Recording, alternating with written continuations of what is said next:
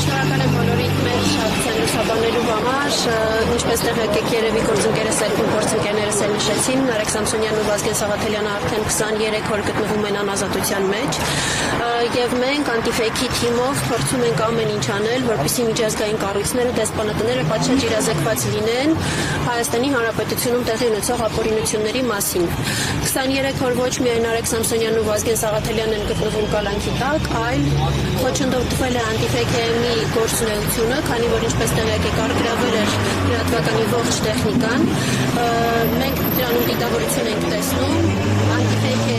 Հայաստանում գործող զանգվածային լրատվության միջոցի գործունեությունը փաստացի դադարեցնելու մեջ, ինչպես գիտեք, ի պատիվ մեր աջակիցների կարճ ժամանակահատվածում կարողացանք որոշակի տեխնիկա ձեռք բերել եւ շարունակել աշխատանքները։ Մենք արդեն եղել ենք Հայաստանի Հանրապետությունում Ամերիկայի Միացյալ Նահանգների դեսպանության մոտ եւ քաղբանտարկյալ Նարեկ Սամսոնյանի կնոջ Լուսինեի ուղերձն ենք փոխանցել։ Ուղերձը դեռ մի քանի օր առաջ հրապարակվել էր տեսանյութի տեսքով, բայց որևէ արձագանք չկար։ Հաշվի առնելով արձագանքի բացակայությունը, մենք արձերն փոխանցեցինք ԱՄՆ դեսպանատանը, նաեւ ակցիայով հանդես եկանք, խոսեցինք, ներկայացրեցինք իրավիճակը։ Նշեմ, որ առ այս պահը դեռևս որևէ արձագանք չկա։ Ճիշտ է, իրենք արձերն չվերցրեցին նամակը, բայց իրենք պատշաճ ձևով ստացել են բոլոր հնարավոր տարբերակներով, էլեկտրոնային փոստով, փոստային համակարգով ուղարկելու միջոցով։ Այսօր արդեն ԵՄ դեսպանության մոտ ենք, որպեսզի դեսպան Վասիլիս Մարագոսին եւս ներկայացնենք Հայաստանում տեղի ունեցող ապօրինությունների մասին։ Կրկին քաղբանտարկյալ Նարեկ Սամսոնյանի կինը մի քանի օր առաջ ուղերձով դիմել է Վասիլիս Մարագոսին, դեռևս որևէ արձագանք չկա եւ մենք մեզ պարտավորված ենք զգում արձերն հանձնել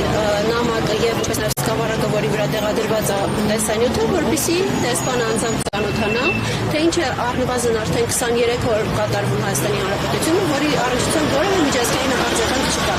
Այն ֆորմատ անընդհանուր, երբ սա արդեն երկրորդ անգամն է եւ տեղի է ունենում մեդիա գործիչների կալանավորում նույն փոդքասթի շրջանակներում նույնաբնույթ արտահայտությունների համար։ Իսկ ձեր խմբագրության տեխնիկան, որը տարել էին հենց այդ նույն օրը, վերադարձրել են, թե ոչ, եւ առհասարակ տեխնիկայի մեջ ինչ էին խնդրում։ Տեխնիկայի մեջ շատ ծիծաղելի է, ավեշտալի է, շտատիվների մեջ, տեսախցիկների մեջ, դուք լրագրողներ եք, տեսականած օպերատորներն էլ կարող են ասել, ինչ հնարավոր ինֆորմացիա կարելի է գտնել շտատիվի մեջ քրեական գործի հետ առնչություն ունեցող։ Կամ գուցե համարել են, որ խուլիգան շտատիվներ են, դրանց էլ ձեռնարկել են մի քանի օրով, մինչև կվերադառնան։ Իհարկե որևէ բան հնարավոր չէր գտնել այդ տեխնիկայի մեջ։ Նպատակը դրա համար եմ ասում,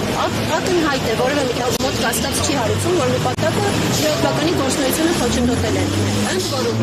առգրավել են ոչ թե միայն փոդքասթի նկարահանման տեխնիկան, այլ լրատվականում գոյություն ունեցող բոլոր տեխնիկան, բոլոր շտատիվները, 9 հատ շտատիվ են տարել։ Այս թիվը առաջին անգամ եմ հնչեցնում, 9 շտատիվ են տարել կազմակերպությունից։ Համակարգիչները, լրագրողների անձնական, ուղիղ եթեր հեռարձակող լրատվականի գործունեությունը ապահովող բոլոր համակարգիչները, բոլոր տեսախցիկները, բոլոր առանց բացառության, բոլոր միկրոֆոնները, այդ թվում եւ չաշխատող արխիվացված են, որ ուղարկել էինք արխիվ, որ հնարավորություն ունենանք սարքենք, օգտագործենք։ Իրենց զգուշացվել է, որ դրանք փչացած են, բայց դրանք եւս տարել են։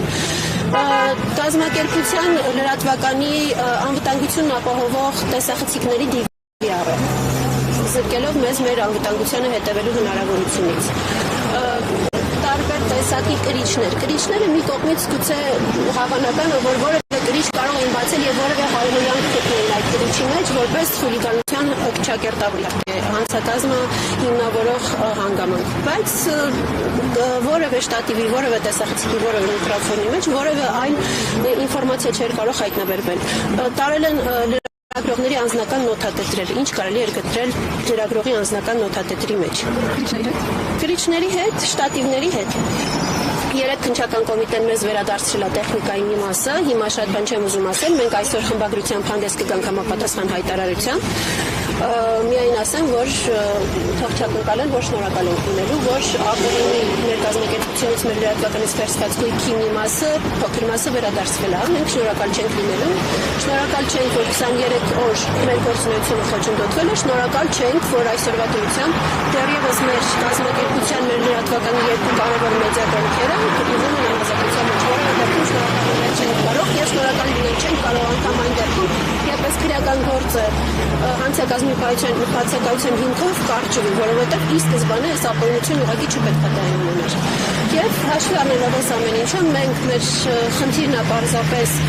բոլոր դեսպանատներին, բոլոր միջազգային կառույցներին պատշաճ իրազեկել, հասցնել Հայաստանում տեղի ունեցող խայտառակ ապօրինությունների մասին բոլոր մանրամասներն ու հանգամանքներում, որ վաղը մյուսները պարզապես չասեն, որ իրենք իրազեկված չեն եղել։ Մեր խնդիրը այսօր այստեղ գտնվելու դա է։ Ինչ որ հույսեր իհարկե ունենք, որ դեռ կարող են արձագանքել հաշվի առնելով նախորդ անգամ հարուցված քրեական գործից հետո ստացված արձագանքները։ Amnesty International-ներ արձագանքել, Human Rights Watch-ներ արձագանքել, եւ էլի մի քանի կազմակերպություններ, իրավապաշտպան լրագրողական կազմակերպություններ, որոնք արձանագրել էին, որ Նարեկի եւ Ազգենի ձերբակալությունը կալանավորումը եղել են ապօրինի եւ իրենք քաղաքանդատյաններ են արձանագրել նաեւ եվրոպական լրագրողների ֆեդերացիան։ Հստակ դիտարկել էր բոլոր հանգամանքները եւ եկել էին այն եզրակացության, որ տեղի ունեցածը անհամաչափ է, ապօրինի եւ նման տեղի չպետք է ունենար։ Այս պահի դրությամբ դեռևս որևէ արձագանք չկա, ընդ որում ուզում եմ նաև ձեզ հիշեցնել, որ այդ գործով երկուսն էլ արդարացվել էին, գոյություն ուներ առաջին ատյանի ընդհանուր իրավասության դատարանի արդարացման վերդիկտ, որը հիմա գտնվում է վերաքննության փուլում։ Այսքան դերևս։ Ձեր թույլտվությամբ մենք արդեն մեկնարկենք մեր ակցիան։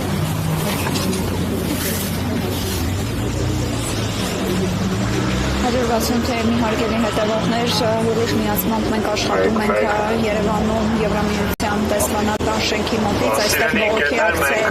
իրականացնում